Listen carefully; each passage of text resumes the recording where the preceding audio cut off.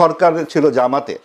সরকারি দল যেভাবে নির্বাচন করে জামাত সেভাবে নির্বাচন করেছে। প্রশাসন তাদের, ডিসি তাদের, নানান রকম উপাচার্যগুলো তাদের, এবং সেটা একটা অদক্ষ, অকার্যকর, একটা নিষ্ক্রিয় সরকার একটা সাম্প্রদায়িক শক্তিকে একদম উল্লম্ফন আকারে দাঁড় করিয়ে দেবার জন্য সচেষ্ট ছিল। এই তরুণদের মুখে শুনেছিলাম 2 আগস্ট, 3 আগস্ট, 4 আগস্ট, ধনধান্যে পুষ্পে ভরা, মুক্তির মন্দিরে সোপান তলে। আমরা পরবর্তীতে তাদের মুখে এই গান আর শুনি না। এই গ্রাফিতিটার নাম এত যে ধর্ম ধর্ম করো, কৃষ্ণচূড়ার নাম কি রাখবে? রাধাচূড়া। কৃষ্ণচূড়ার নাম কি রাখবে? ফাতেমাচূড়া। তারা বিভিন্ন সময়ে গোলাম আজমের সমর্থন নিয়ে তারা রাজনীতি করেছে।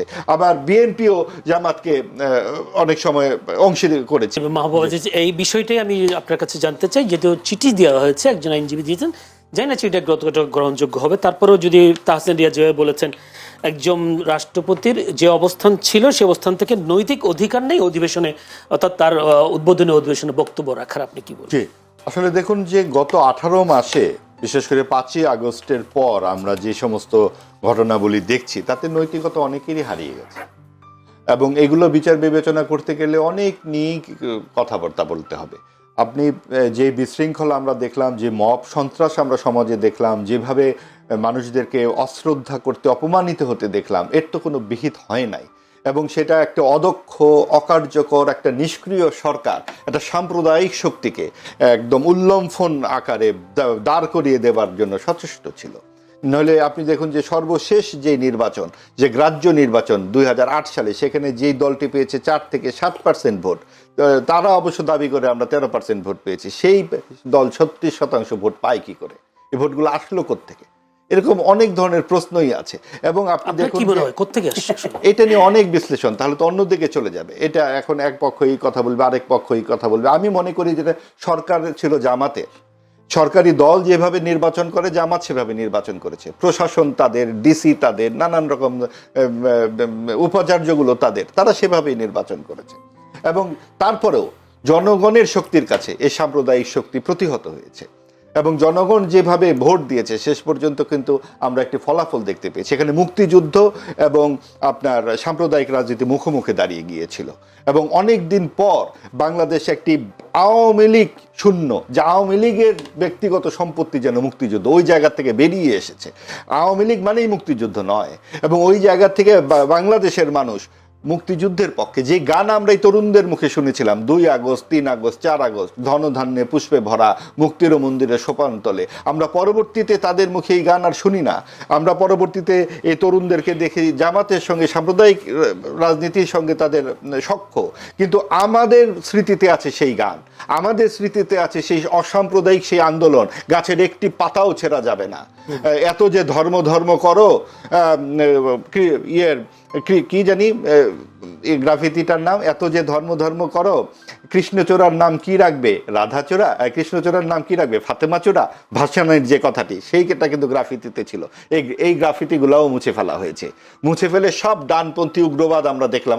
মুক্তিযুদ্ধের ভাস্কর্য ভাঙা, লাগাতারভাবে মাজার ভাঙা, গণমাধ্যমে হামলা, ছায়ানট এবং উদ্দীচিতে হামলা, এবং বিভিন্ন জায়গায় সরকারের নিষ্ক্রিয়তা, এই সব কিছুই ডানপন্থাকে বিকশিত করেছে।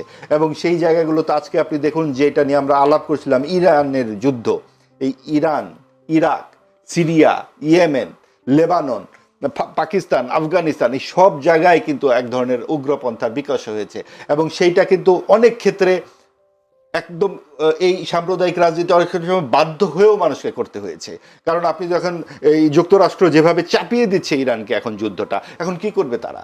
তাদের শীর্ষ নেতাকে মেরেছে। এখন আমরা তো, আমার আপত্তি থাকতে পারে সাম্প্রদায়িক রাজনীতির ব্যাপারে, কিন্তু সেই দেশের মানুষ যদি চায় তাহলে সেই তারা তাদের নেতা নির্বাচন বিক্ষোভ দেখলাম না। সেটা তো আপনার 79 সালে বিপ্লব হয়েছে, তো ইসলামী বিপ্লবের পর থেকে তারপরে এখন পর্যন্ত গত 36 বছর তিনি ক্ষমতায় ছিলেন। একদল চাইবে, একদল চাইবে না, এটা তাদের ব্যাপার। আমরা কেন বাইরে থেকে, যুক্তরাষ্ট্র কেন বলবে যে তোমার এটা ভালো বা খারাপ? তারা নারীর স্বাধীনতার করে 100-150 নারী শিশু মেরে ফেলেছে। এটা কোন ধরনের স্বাধীনতার কথা বলা হয়? আপনার দেশ কিভাবে চলবে সেটা আপনি ঠিক করবেন। সেটা আমাদের বাংলাদেশ কিভাবে চলবে এটা কি আমেরিকা সে ঠিক করে দিবে নাকি? এর নাম গণতন্ত্র। ঠিক একইভাবে ইরানের পারবে না। মধ্যপ্রাচ্যে ওই ঘটনাগুলো ঘটেছে। এবং আমাদের বক্তব্যটা হচ্ছে যে আমাদের এখানে সেই ধরনের একটা ধূম্রজাল তৈরির একটা চেষ্টা ছিল। আমরা যাদের চোখে বাংলাদেশের স্বপ্ন দেখেছি 24-এর গণঅভ্যুত্থানে, আওয়ামী লীগের যে দুঃশাসনে আওয়ামী লীগ যেভাবে সাম্প্রদায়িকরণ করেছে রাজনীতিকে, কওমি জননী হয়েছে, সাম্প্রদায়িক রাজনীতিকে তারা প্রশ্রয় দিয়েছে যাতে তাদেরকে ভোট দিতে না হয়, এবং তারা 86 সালে নির্বাচনে জামাতকে সঙ্গে করে এরশাদের বিরুদ্ধে দাঁড়িয়েছে। তারা বিভিন্ন সময়ে গোলাম আজমের সমর্থন নিয়ে তারা রাজনীতি করেছে। আবার বিএনপিও জামাতকে অনেক সময় অংশী করেছে, একসাথে তারা সরকার গঠন করেছে। আমরা ভেবেছিলাম যে এই তরুণরা প্রগতিশীল রাজনীতির সাথে যাবে। তারা হয়তো যেহেতু ক্ষমতা থেকে তৈরি হয়েছে, ক্ষমতার থেকে দূরে থাকা তাদের কাছে খুব বেশি বোধহয় প্রত্যাশার ছিল না, এই জন্য তারা জামাতের কাছে গেছে। কিন্তু আমাদের বিশ্বাস যে সাম্প্রদায়িক রাজনীতির ক্ষতগুলো তারা যখন চোখের সামনে দিকে, যেমন তাদের 40 জন নেতাকর্মী বেরিয়ে গেছে, মেয়েরা তো দল বেঁধে বেরিয়ে গেছে, এই মেয়েরা এই নারীরাই ছিল তাদের মূল শক্তি। আমরা দেখেছি সেই 16 জুলাইয়ের মিছিল। কাজে আমরা এখনো আশাবাদী যে এই প্রগতিশীল রাজনীতির পথে, যেহেতু ডাকসুর ছেলেদেরকেও দেখলাম গায়েবানা জানাজা করতে এই খামিনির মৃত্যুতে, তারা কিন্তু ভাসুরের নাম নিতে ভয় পাচ্ছে না, লজ্জাও পাচ্ছে না। কাজে এই তারুণ্যের শক্তির প্রতি আমরা আশাবাদী। আশা আমরা রাখছি।